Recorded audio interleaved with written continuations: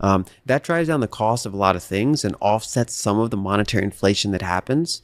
But that does not really apply to things like Bitcoin, gold, houses, art, energy for the most part. The more scarce or energy intensive or labor intensive something is, that tends to go up in price pretty rapidly when monetary inflation is happening. And bonds have not really kept pace with that for a while. They've only kept pace with those more deflationary categories, or the average of the deflationary categories and the inflationary categories.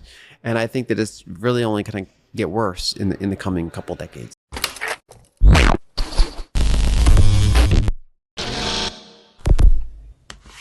Hey guys, welcome back to Everyday Finance. In this video, Lyn Alden discusses Bitcoin and crypto, the price of the largest Donald Trump memic coin. Macroscopic surged by over 30% after an unexpected event. During a rally in Butler, Pennsylvania, there was an incident involving the former United States president. As a result, the value of the Ethereum-based Magaga memic coin experienced a significant increase in a short period of time. Its market capitalization jumped from $293 million to $469 million in less than 45 minutes, according to Deck Screener data. This sudden surge also affected the prices of other cryptocurrencies. Coins like Trump and Mike rallied on the news of Solana's base. The stock of Trump TRM experienced a significant increase of over 63% in just 1 hour after the news was announced. Similarly, another cryptocurrency called MAHAT-SMAA saw a brief surge of 21% during the same time period. During a July 13th rally in Butler, Pennsylvania, shots were fired from an unknown direction while Trump was speaking on stage. Trump instinctively covered his ear as the shots rang out, quickly dropping to the ground.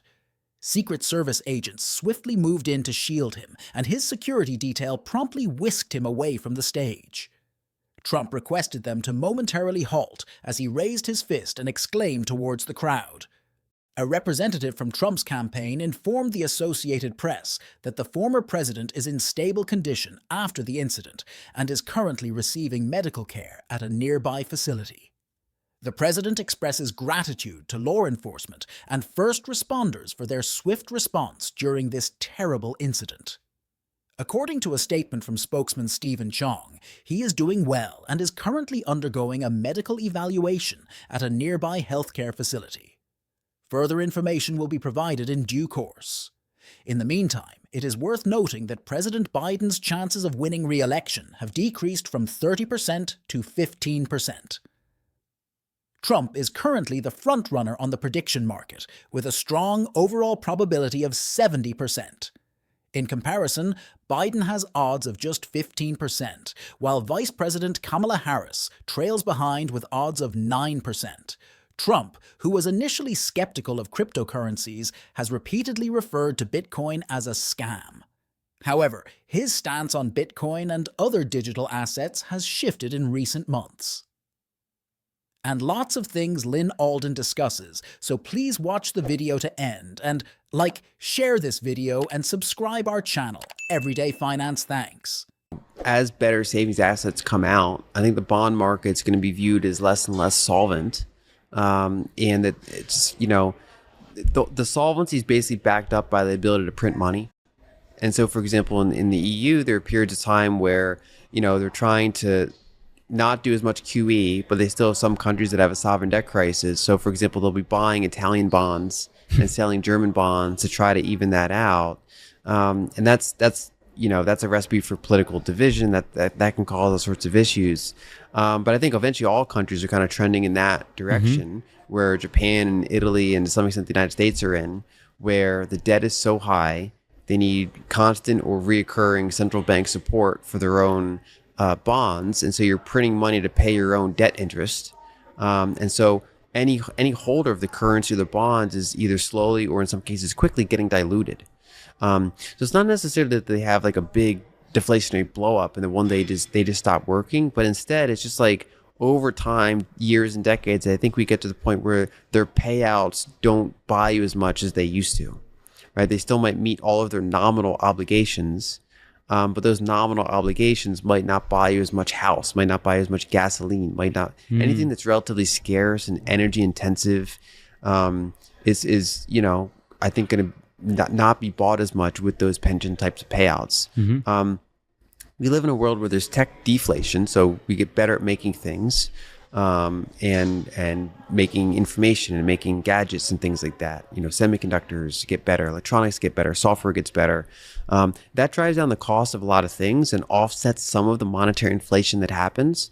But that does not really apply to things like Bitcoin, gold, houses, art, energy for the most part. The more scarce or energy intensive or labor intensive something is, that tends to go up in price pretty rapidly when monetary inflation is happening. And bonds have not really kept pace with that for a while. They've only kept pace with those more deflationary categories, or the average of the deflationary categories and the inflationary categories. And I think that it's really only going to get worse in the coming couple decades. The things that the assets that Potentially, I mean, one thing that we're seeing in the US is that a larger share of houses are owned by big investment companies. And so the median person is less and less able to afford a house. And instead, like BlackRock will own quite a bit of houses, or even foreign investors will come through these domestic investors and own quite a bit of those houses. So there are buyers, basically people that are on the right side of the money printing, are generally able to buy those houses. I think what it essentially does is it exacerbates wealth concentration, because it's like that gap between, if you got into real estate and you shorted the currency with a loan to get it, and especially if you're a large entity with really good access to capital, you're on the right side of all that appreciation. Whereas if you came later and you're kind of locked out of that, that's the wrong side to be on, and that's the part that gap's going to probably keep growing for a long period of time. There are obviously tools like Bitcoin or things like that to maybe catch up. Whales made the most of the recent downturn in the cryptocurrency market. There has been a significant increase in the accumulation of Bitcoin recently. A chart from a cryptocurrency analytics firm shows that a large amount of Bitcoin, valued at $4.3 billion, was acquired when the price dipped to $54,000 on July 5. This rapid stacking of Bitcoin by investors is the fastest rate seen since April 2023. It is worth noting that this trend started shortly after the collapse of several local banks in the US. These developments indicate that Bitcoin may be nearing its bottom, suggesting a potential turnaround in its value. According to recent findings by cryptocurrency analytics firm Santiment, smaller traders have been selling off their holdings during the current dip. However, Santiment also observed a significant increase in the number of Bitcoin wallets holding at least 10 Bitcoin over the first 10 days of July.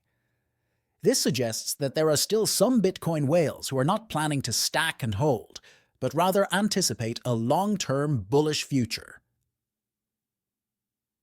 These findings should provide traders with some comfort. On July 14th, there was a significant event in the world of Bitcoin.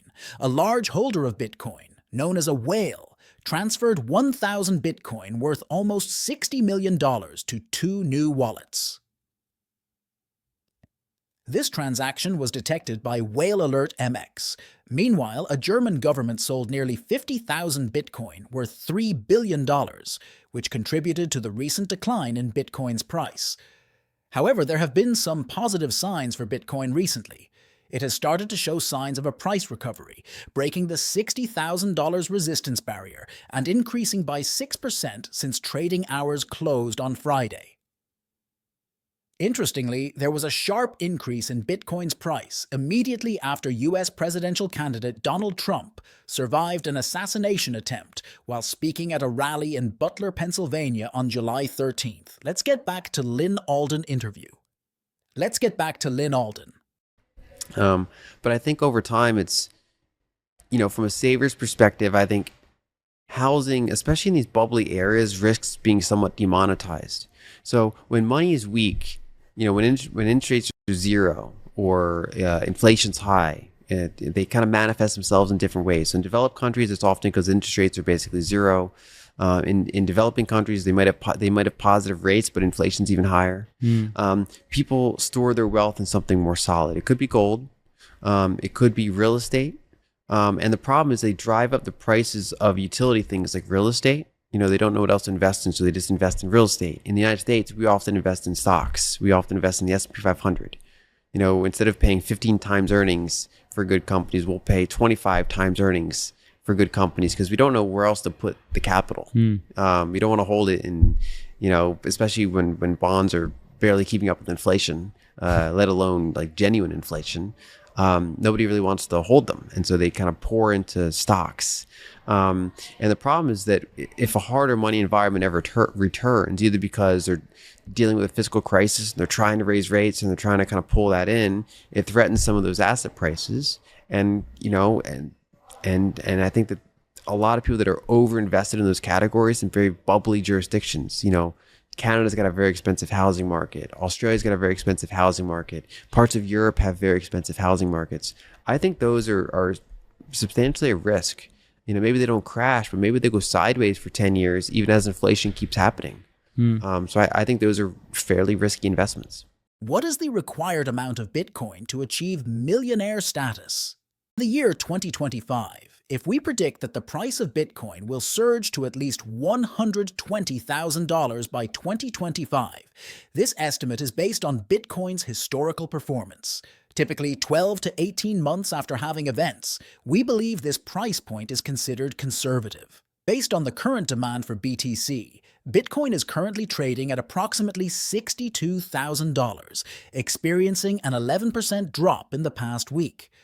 Despite this temporary decline, we believe that the lower price offers a favorable buying opportunity, considering the projected target of $120,000.